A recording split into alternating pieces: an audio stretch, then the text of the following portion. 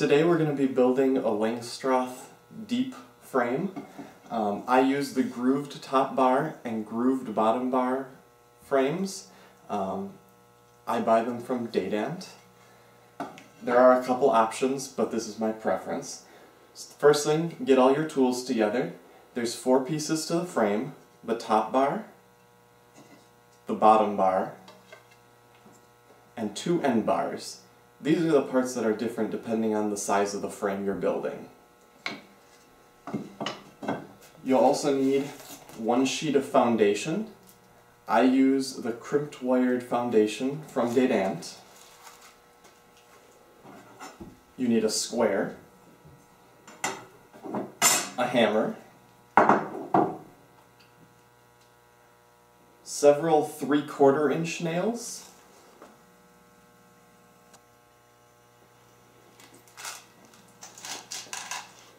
and several 1 1/4 inch nails. You'll also need some wood glue. Get something that's waterproof. You're going to need 4 eyelets. You'll also need a special tool, the eyelet tool, available from Dadant, a glue brush,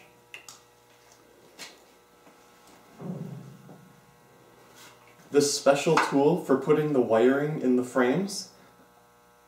We'll make another video to show you how to make this. And finally, a transformer. There's a lot of different options on this, but really you just need something that plugs into the wall, runs on 110 power, and when you touch the 2 ends together, it'll get hot enough to melt wax. The first thing you want to do is apply some wood glue to this section, the grooved part on the ends of your top bar. Put plenty of glue on each side. This is the most important part. It's a lot more important than the nails, so don't skimp on the glue. Better to have some ooze out than not have enough. I think it's easiest to set it down on the table like that, and then just press your end bars onto each side. Make sure they're in nice and tight. Apply a little more glue to the cutout on your end bars. Again, don't skimp. Better to have too much than not enough. And then put your end bars, groove to the inside area of the frame. Just push it in. You're going to take a 1 inch or an 1 1/4 inch nail, put it right in the center, and nail that in on both sides.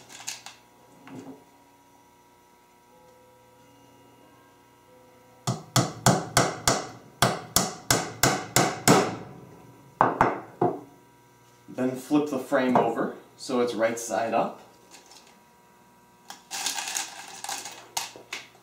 Take another 1 inch or 1 1/4 inch nail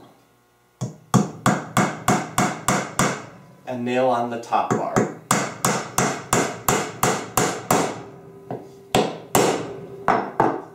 If you have a staple gun or a pneumatic nail gun, that works just as well for this, and it's much faster.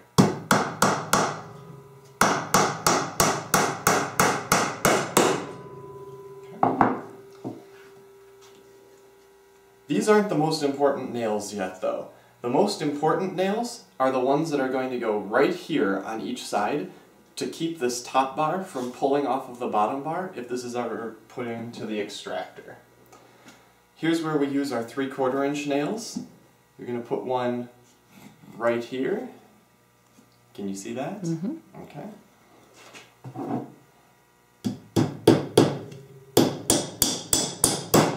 And just make sure you're nailing into the solid part of the top bar and that you're not going into the groove here. Wait. Show me that. Make sure you're nailing into the solid part of the top bar and you're not missing off to the side here or going into the groove here. We're going to put another one in, so you'll have two on each side.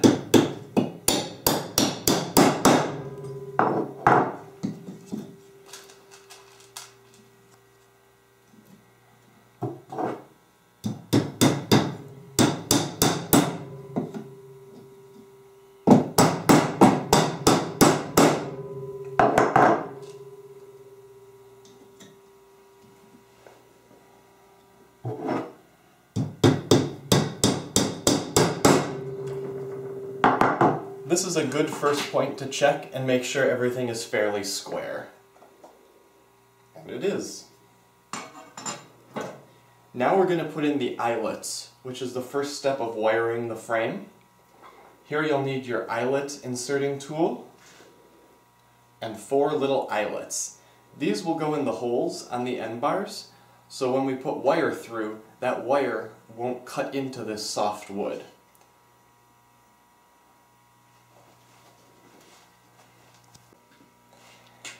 There are a lot of different ways to do this. The way I like to wire the frames, I only need an eyelet in the very bottom hole and in the very top hole. So put the eyelet on the end of your eyelet tool, line it up over the hole, and one good tap of the hammer should get it embedded in there. So I'm going to do that on the top and bottom hole on each side.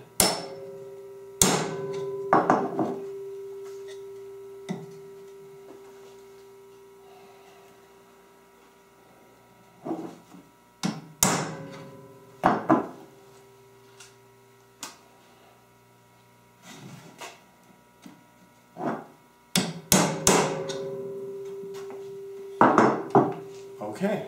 Now we're ready to wire the frame. The first step is to set up an anchor point where you'll wrap your wire around. Take one of your 3/4 inch nails and put it into the thick part of the end bar, about halfway up the thick part. Pound the nail in about halfway.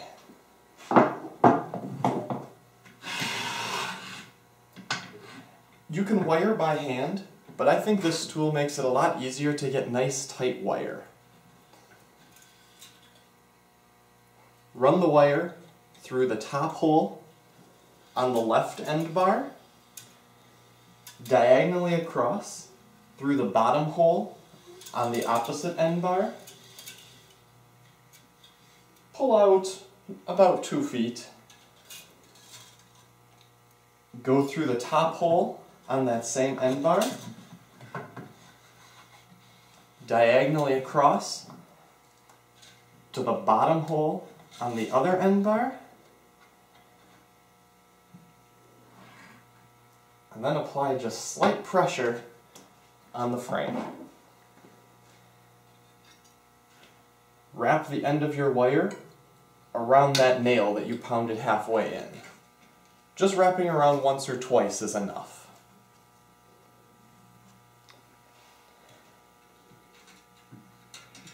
Cut off your wire from the spool and wrap the other end around that nail.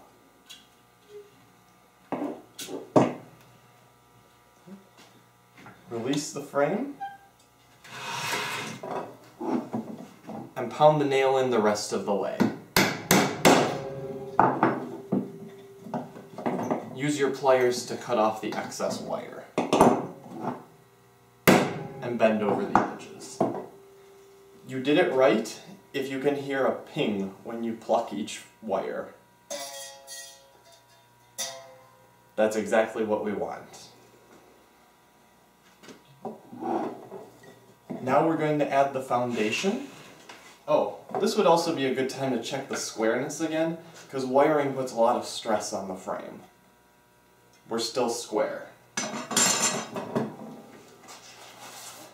Take your foundation.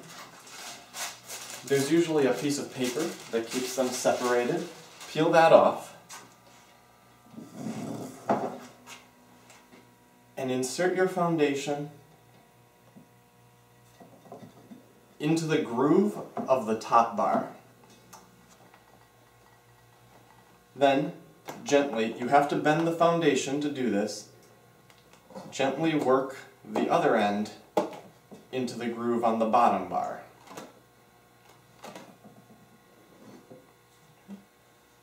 Cut.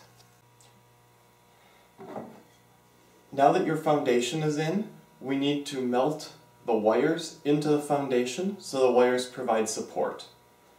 Just take a little piece of wood to help support the foundation while you work. Lay the frame over it. Plug in your transformer. Just apply gentle pressure so the wire gets embedded into the wax as it heats up.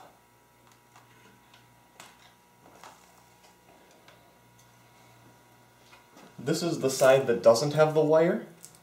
You can kind of see the melted wax in the X shape that we put in. This is the side with the wire, and the foundation is now supported by that wiring. And your frame is done.